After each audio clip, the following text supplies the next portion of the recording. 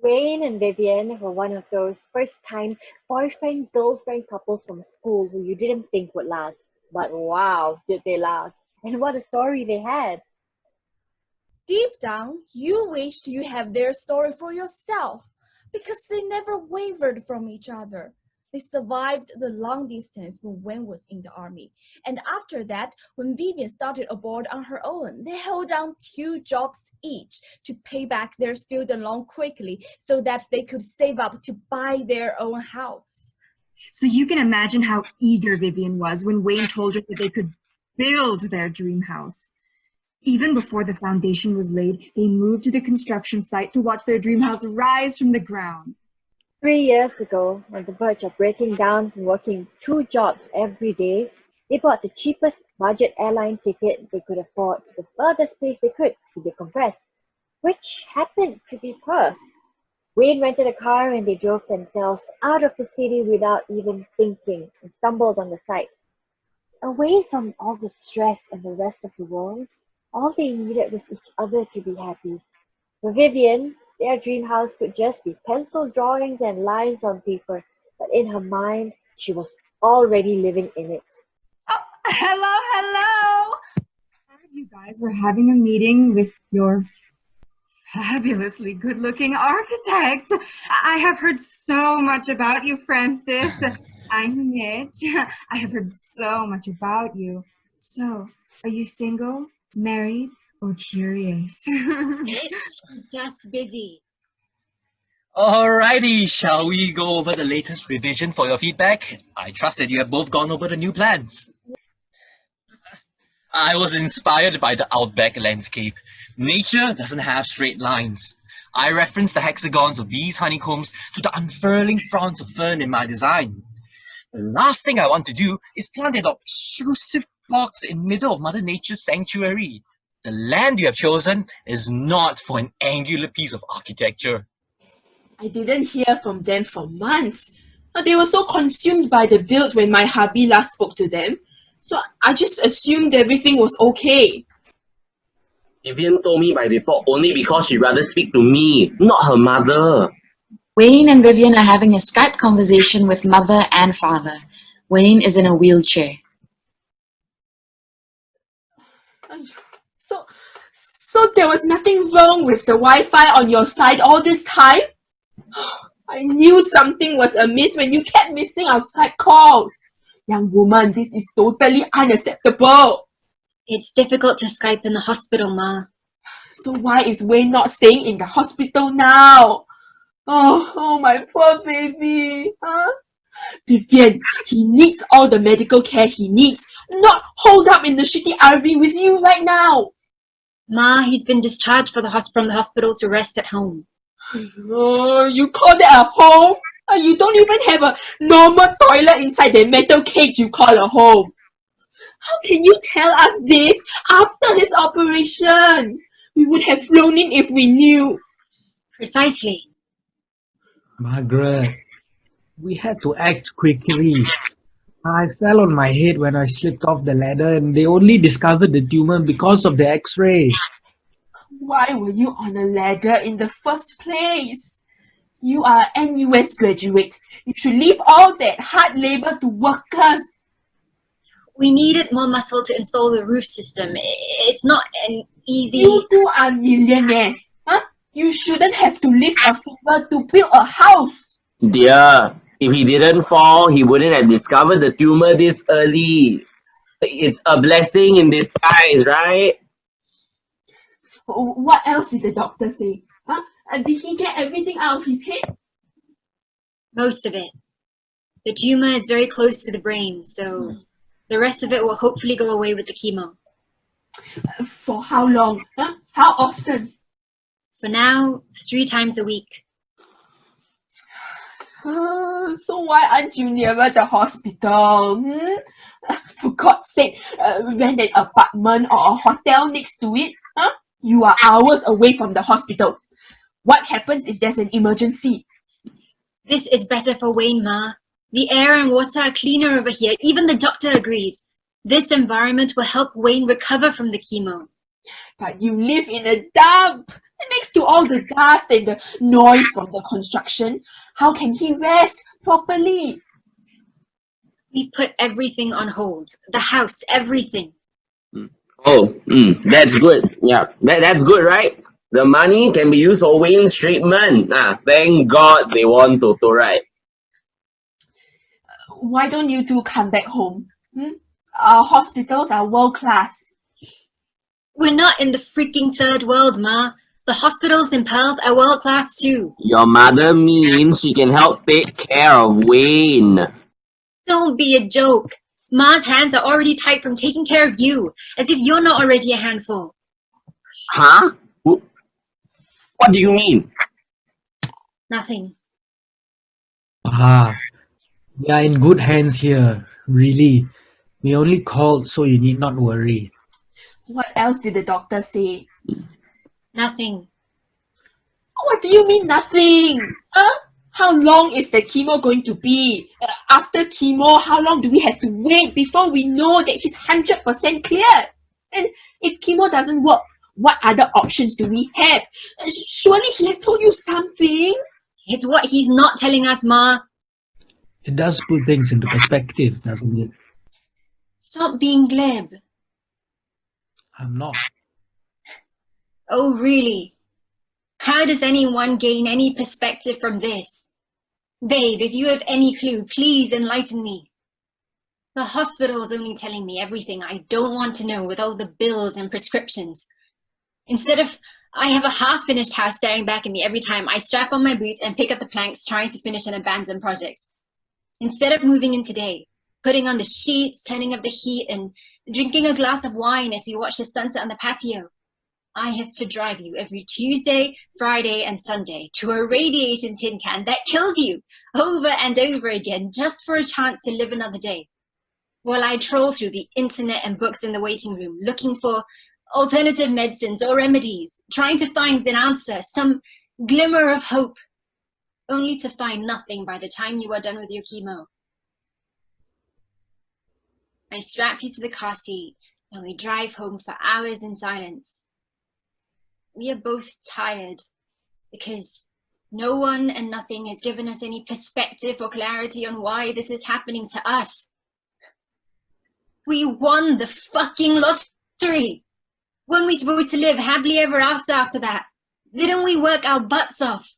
Didn't we survive our long distance relationship and our parents?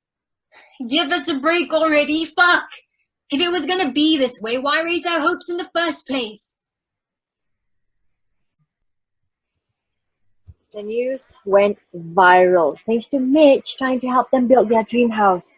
She posted on social media to canvas for support by typing away happily at her keyboard. Vivian was on the verge of losing their house and Wayne. They might be millionaires, but no more. I knew they were broke. I told them I was only passing by between jobs, but actually I made deliberate detours. My folks gave it to me. Why are you doing free work for these crazy rich Asians? And I told them, they are working class, like us, like most white, yellow, brown people in this country. Let's not divide and conquer, shall we? Took leave from work, not because of the posts, despite Mitch's bragging rights. Vivian, Wayne and I go a long way. When a friend needs your help, how can you say no? So we all got together to make sure that they always had a constant stream of help. Building the house was just the pretext. We were there to help to Vivian take care of Wayne, like preparing the meals, driving him into the city for his treatment, and things like that. Whatever that could help Wayne and Vivian breathe a little. They were surrounded by their friends from Singapore all the time in that tiny RV of theirs. The progress of the house was slow, to be expected since their helpers were not exactly professionals. Very far from that, in fact. Some were teachers, some were secretaries, white-collar types, and there was an actor, even. The build was beyond them. Each time I came here, I had to undo their work, because the workmanship was just atrocious. The house would collapse like a deck of cards if I left them to it. Whenever Matt swung by, we felt so apologetic for making him fix our mistakes. It's okay. So we got out of his way and sat around the workbench for some arts and crafts. Wall decorations, really, to add to the house interiors, like pressing ferns on clay to make imprints for the wall. We all knew that the house would never be completed, but it was a good distraction at least. While we were all fussing around, blind leading the blind, hammering and cranking helped Vivian forget, keeping her busy so that she had no time to think. At least there was the smell of soil and sweat, not the pills and rot. And Wayne could get out of her face for periods of times in the day and just sit by himself in the RV. Not put up a brave front for her. Wayne was suffering. He didn't want her to see that. Everyone was there at Changi Airport to receive Wayne's coffin from the plane. Vivian's parents insisted on having the service in Singapore. Vivian didn't want to fly back home and deal with her parents, but Wayne talked her out of it in his last moments. What time is it? Too early. It's an hour to cremation. They should be here, like since day one. Huh? Michelle? Where's Vivian? She's talking to the priest. Get her to call Wayne's parents again. Which ones? Anyone. How can they skip their son's funeral? It's so wrong and ridiculous. Why are you shouting? Everyone is staring. Are Wayne's parents on their way? His mum is on her way. I called and texted his father, but no replies yet. I don't care what happened between them, but this is their own flesh and blood. Can't they set aside their differences and show some respect for the dead? Ma, stop being hysterical. Wayne wouldn't care less if they appear or not. They were never part of his life when he was alive anyway. What's the point of coming now when he's already gone? This is basic courtesy. Who do you think paid for their son's funeral? Huh? We flew the coffin in for their sake, you know. My poor Wayne. I just wanted your parents to have one last look at you. Am I wrong? Where's your list? What? Your list, the one that Wayne gave you. He obviously gave you one. Hand it over. What's with you? I'm about to ask you the same thing. Is freaking us all out on your list? I'm just gonna take his ashes back to Perth, okay? That's all. I have to finish the house. Please don't tell me that you're planning to stay in that RV for good. No, we are not going to Bali.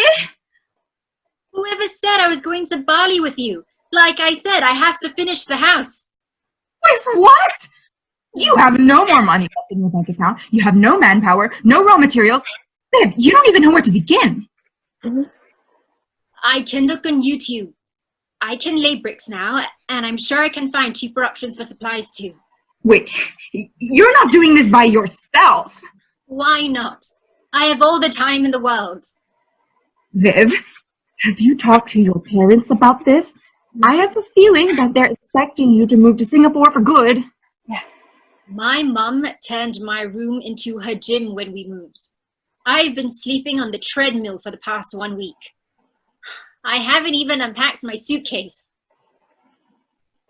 Liv, look, at least you will have some support here in Singapore. Out there, you'll be all alone. You know what, Regina? Fuck you. I am alone, even with all these people around me. At least over there, I'll have some peace and quiet. Viv, don't be like this. Okay, Reggie flew all the way from... Pity, or her help, or realtors, or anyone here for that matter. All of you are Wayne's friends, not mine to begin with. I am only his +1. So do me a favor. Pay your respects to my husband, thank you very much, and then fuck off to your little lives. Cry, scream, or bang your head against the wall, Viv. Anything but this. Like what? Is there some proper way to get over his death? Is there a protocol that I can follow so that I can put everyone at ease? All my life I've been told to rein in my emotions, manage my expectations, bite my tongue. Am I not doing that now? Stop staring at the wall, Vivian. There's nothing there. There's nothing everywhere. There's nothing here. There's nothing in Singapore. I have a house, but not a home. I'm just a ghost, lost and stranded with nowhere to go. But Wayne's had a home here. He's setting the oven for dinner in the kitchen. He's now watering the plants on the patio. He's laughing himself silly watching Home Alone in the private cinema. This is the fireplace he built. These bathroom tiles he has a hand in choosing. The windows, the doorknobs, the lights, this roof.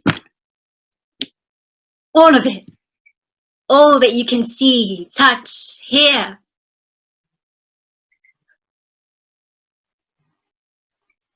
I wish that I could die in his place. He had so much more love for life than I do. Why did God take him and not me? The one who resents life gets to live. This is so unfair.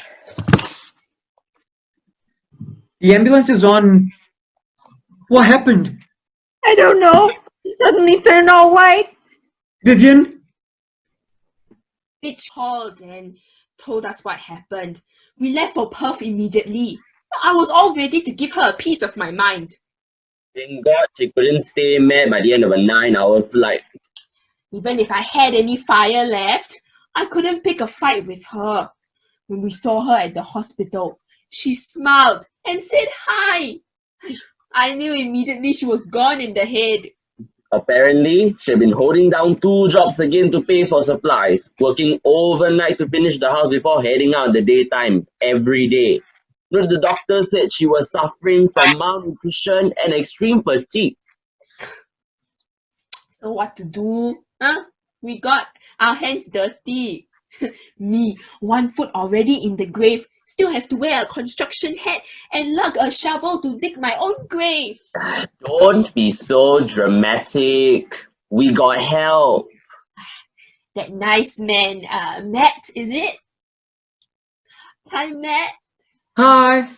He got the crew back, and they volunteered and refused payment even when we insisted. We took turns, stay in the RV a few weeks each time to help out. We staggered the bills and spread out the payment schedule. We cooked and did simple chores so that she could cope better. We had the last sections of the roof made locally. Installed the solar panels, built the internal walls and rooms, and then we moved in all the furniture with everyone's help. Everyone turned up for the housewarming party, even Wayne's mother and father. But of course, one left the second the other one entered the house. Otherwise, it was such a happy occasion. Wayne would have been so happy. Thank you. Alrighty, the last nail is on the wall. This is your official handover. Hey, Vivian, here you are. I posted lots of fabulous pictures of your house on my Instagram, and one of my realtor friends said she can help you set it off. And Shh! Oh wait, touchy subject. We have a woman who was on the verge of a mental breakdown over here. I'm fine. Seriously, I'm fine. okay, this is his number as an option. Excuse me? Are you trying to push her over the edge? Stop pushing her, look! Thank you. Vivian, where is your mother? I don't know. Probably picking a fight with someone. Why? I got a splinter. You see, the bench wasn't sanded properly. I think I have a tweeze and torch somewhere. No. It's okay. No fuss. You stay and talk to your friends. Yeah, your mother will know what to do. Your father is so cute, running to your mother for every little thing. He likes being taken care of. And my mum prides herself as being the man's man. Are we like that? Hell no. I don't want to be like my mom. And I'll kick your butt if you're a wuss like my dad. Vivian, do you have a torchlight and a tweezer? And your father has a splinter. That's what I offered him just now. Yeah, but you wouldn't know how to do it properly. Think if I can build a house, I can manage a bloody splinter. Yeah, but only because you had help. If it wasn't for your nice friends, if you ask me, I would say you and Wayne overreached yourselves with this impossible house. Don't roll your eyes at me, young lady. I say, right, if it wasn't for your nice friends and their nice contractor, you wouldn't be standing here. You thank your lucky stars that Australia has been so kind to let you stay. Right. I don't want to fight, okay? I'm sick of hearing my own voice too. They're right, you know. You can't stay here. This house is everything to us. I know, take all the time you need, but you have to think about the future eventually. Do you want to die and rot in this house? Sell it. This house will rot and go to waste just like a person if you do nothing about it. Alright. You don't have to worry about me, Ma. I'll pretend to. I know you can't wait to wash your hands of this and go back to usual programming in Singapore's. I'm really sorry. I sound very ungrateful.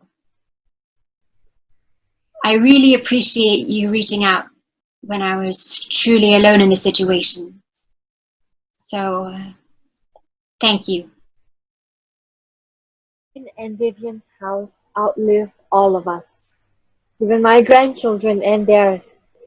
Against rising sea levels and shifting coastlines, the house stands its ground against climate, continental, and political changes in future human history. It is no longer the last house at the end of the world in an arid desert, but the epicenter of a thriving metropolis and green lungs of the future.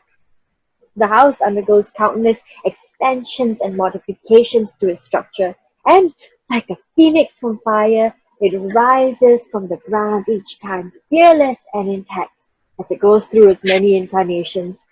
A military warehouse, a museum, a clinic, and finally, back to being a home for a happy family of 5, 2 dogs, and a cat. The house itself is a timeless story, as though the foundations of hope that Wayne and Vivian have laid will outlast the universe. Thank you. Thank you. Thank you. Thank you. Thank you. Thank you. Thank you. Thank you. Thank you. Thank you. The end.